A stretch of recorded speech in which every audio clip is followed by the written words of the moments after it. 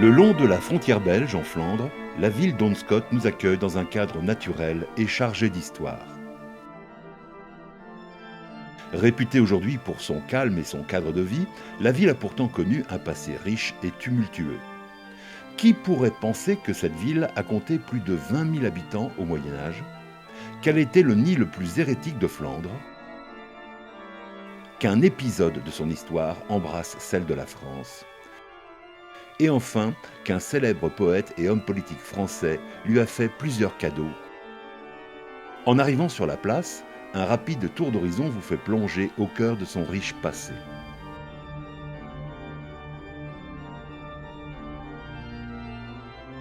Au Moyen-Âge, Onskot est l'une des plus grandes villes des Pays-Bas du Sud, appartenant tout d'abord à l'Autriche de Charles Quint,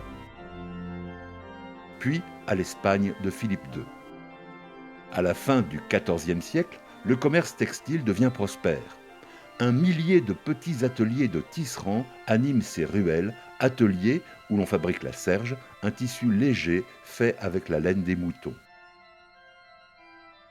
Transitant d'abord par Bruges puis Anvers, ces étoffes partent à la conquête de toute l'Europe du Nord et de pays de la Méditerranée. C'est ainsi que le textile fera la richesse de la ville. Sa richesse, mais aussi sa perte. Onskot prend une part active aux guerres de religion qui sévissent en Flandre au XVIe siècle. Attisant les convoitises, la ville est le théâtre de nombreux conflits entre la France et l'Espagne. Maintes fois mise à feu et à sang, la cité, tel un phénix, renaît toujours de ses cendres jusqu'au début du XVIIIe siècle.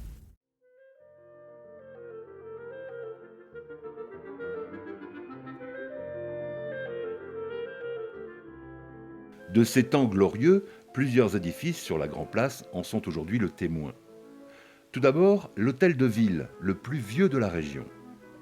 Construit vers 1556 en pierre de sable, pierre blanche et briques, l'édifice a été remanié au XIXe siècle.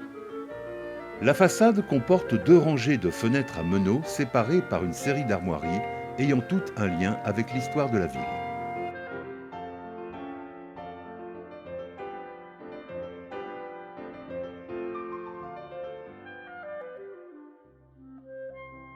Dans la salle des mariages et du conseil municipal, nous pouvons voir de nombreux tableaux, dont le plus impressionnant relate la bataille d'Onskot.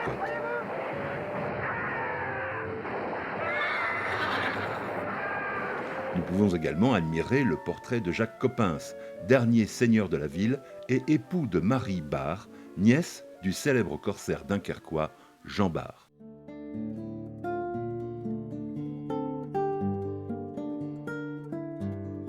À l'étage, un petit musée nous présente plusieurs triptyques et une série de tableaux, les 9 preuses, louant des héroïnes de la mythologie, mais aussi Jeanne d'Arc, qu'il nous est rarement possible de voir ainsi représentée.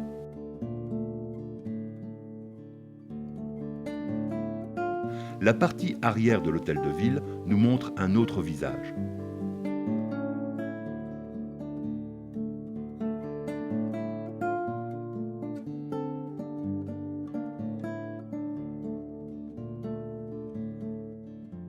Les caves de l'hôtel de ville abritent l'ancienne salle des gardes ainsi qu'un petit musée du vin d'Onskot.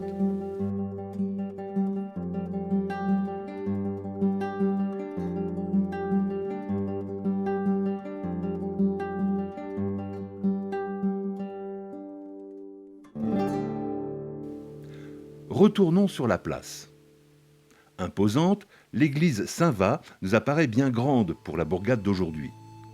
La tour culmine à 82 mètres, c'est l'une des plus hautes tours de Flandre.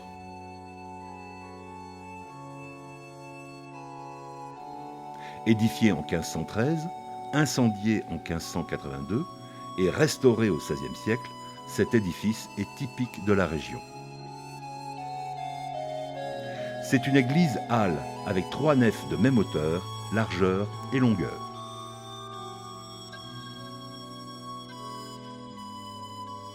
À l'intérieur, un riche mobilier la décore, chaire de 1755,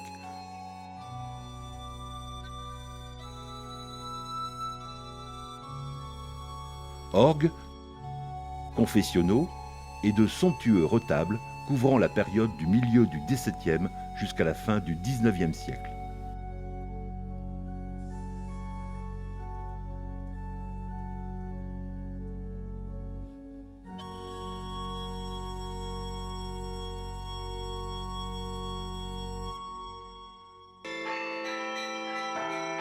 Pour fêter le passage à l'an 2000, la municipalité a décidé de rendre à l'église son carillon, dont les cloches avaient été confisquées à la Révolution.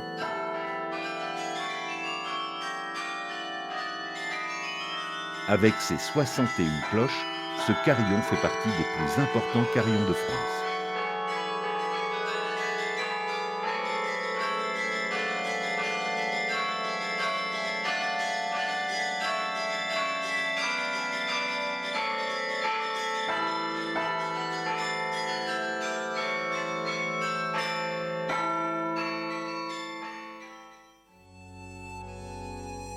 Comme nous vous le disions, Ondescott a connu des heures de gloire, mais aussi des moments difficiles. Pendant 3 siècles et demi, l'industrie textile est extrêmement florissante. La serge est un tissu léger aux usages multiples, emballages, vêtements. À la fin du XIVe siècle, le comte de Flandre, Louis de Malle, octroie une charte aux tisserands de la ville. La position des sceaux du comte de Flandre et du fabricant sur les pièces de tissu en garantissent la qualité et la provenance. Cette charte donne ainsi à la ville une supériorité face à ses rivales. L'empereur Charles Quint, en 1537, accorde à la ville le droit de percevoir une taxe sur les serges. Plus de 100 000 pièces de tissu sortent chaque année des ateliers de la ville, qui comptent près de 20 000 habitants. Les ouvriers accourent des contrées voisines, devenues aujourd'hui la Belgique, l'Angleterre, la France et l'Allemagne. En plus de devoir subir les passages de troupes militaires avec leur lot de pillages et d'incendies, Ondescott entre dans la tourmente des guerres de religion qui embrasent la seconde moitié du XVIe siècle. Des hommes prêchent des idées initiées par Martin Luther au début du XVIe siècle. En Flandre, la réforme prend des allures de révolution. En août 1566, Sébastien Math harangue la foule et, partant d'Ondescott, se dirige avec ses hommes vers Steenvoorde pour piller un couvent. C'est le point de départ d'une longue liste de mises à sac menée par ceux que l'on désignera sous le nom de gueux. Ondescott est considéré comme le nid le plus hérétique de Flandre. On peut encore voir aujourd'hui sur la commune une chapelle datant du XIXe siècle, édifiée à l'endroit où Sébastien Math aurait tenu son premier prêche. Bien plus tard, en septembre 1793, alors que ses ateliers de tisserands ont disparu depuis presque un siècle, la commune est le théâtre d'une bataille mémorable qui sauve la jeune République française d'une invasion liberticide. De nombreux rois et empereurs en Europe voient d'un mauvais œil l'idée de donner le pouvoir au peuple. Et pour éviter que les idées révolutionnaires ne se répandent dans leur royaume, ils se coalisent et déclarent la guerre à la France. Les troupes du roi Georges III d'Angleterre assiègent donc la ville et le port de Dunkerque dans l'espoir d'en faire une tête de pont pour envahir la France.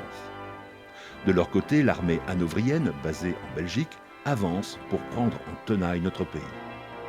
Mais la riposte décisive de l'armée française, et plus particulièrement des gendarmes au pied du moulin Spinowin à Ondescott, fait basculer le cours de l'histoire. Cette victoire française est aussi la première victoire de la gendarmerie. C'est pour cela que le nom de la ville figure sur le drapeau de la gendarmerie et sur l'Arc de Triomphe à Paris.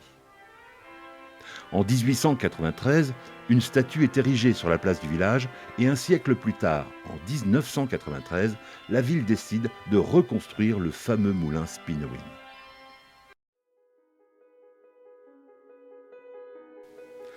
Alphonse de Lamartine, poète, mais aussi homme politique du XIXe siècle, passe souvent à Ondescott. En effet, sa sœur Eugénie est mariée avec Bernard Coppens, descendant du dernier seigneur de la ville. Lamartine fait plusieurs cadeaux à la ville d'Ondescott, notamment les pompes de la citerne municipale située derrière l'église, ainsi que le tableau de la bataille qui trône dans la salle du conseil.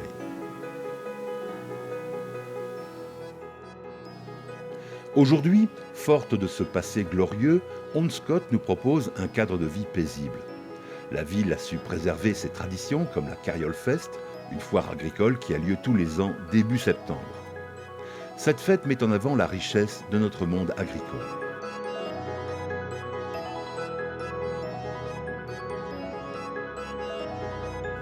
Depuis quelques années, elle a su également faire découvrir son vin au travers de la fête des vendanges. Organisée à la mi-octobre, on peut y voir plusieurs centaines de kilos de raisins pressés sur la Grand Place.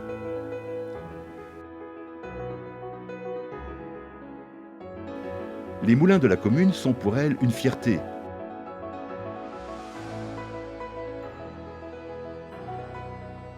Le Normelaine serait le plus vieux moulin à vent sur pivot d'Europe puisqu'il daterait du XIIe siècle.